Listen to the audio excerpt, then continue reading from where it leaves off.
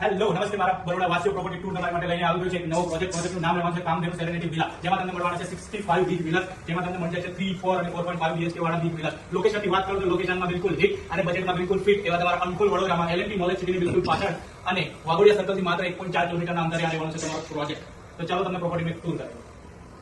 આ રહેવાનું છે તમારો લિવિંગ પ્લસ કિચન એરિયા. આ રહેવાનું છે તમારો ફર્સ્ટ બેડરૂમ. આ રહેવાનું છે તમારો સેકન્ડ બેડરૂમ પ્લસ વોર્ડરોબ.